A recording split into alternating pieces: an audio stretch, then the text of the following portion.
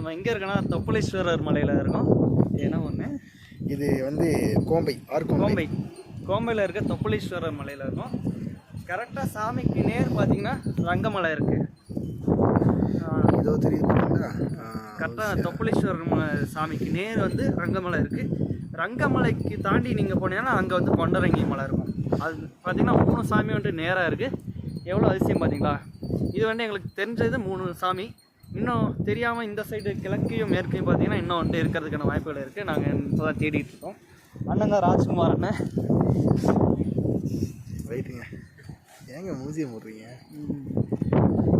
சுற்றி அங்கே பார்த்தீங்கன்னா அங்கே தெரியுது கடவுர் மலைங்க. ஆமாங்க. வேறு ஏதாச்சும் அதிசயங்கள் இருக்கா மிஸ்டர்? வேறு நம்ம ராஜ்குமார் அண்ணே மிகப்பெரிய அதிசயம் தாங்க. ஏங்க இதுக்காகலாம் போய் கூடி தாண்ட போறீங்களா? வாங்க இங்கிட்டு வாங்க.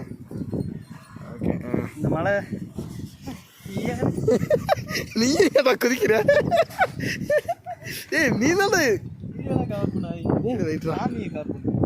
சாமி கவர் பண்ணி உங்களுக்காக நாங்கள் சாமியை வந்து இவ்வளோ தூரம் கஷ்டப்பட்டு மேலே ஏறி வந்து. ஆமாங்க. ரொம்ப ரிஸ்க்கான இடங்க. ஏறி வந்து காற்று எவ்வளோ அடிக்குதுன்னு தெரியும்.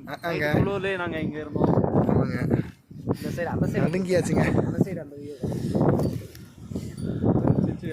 ஆமாம். இங்கே பாருங்க, குதிரை தாங்க முடியாமல் கொட்டாங்குச்சியை வச்சு சிவனுக்கு அபிஷேகம் பண்ணி. ஆமாங்க. அவரே நினச்சிருப்பாரு என்னென்ன பண்ணுறாங்க பாருங்க அப்படின்னு. இப்படியே போனோம்னா கிரிவலை போகலான்னு சுற்றுறோம் வச்சுங்க. எங்கிட்டு பழங்க அப்புறம் ஒன்றும் பண்ண முடியாதுங்க.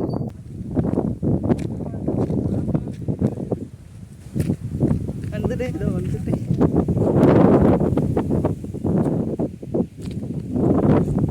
செம்மையாக இருக்குதுங்க.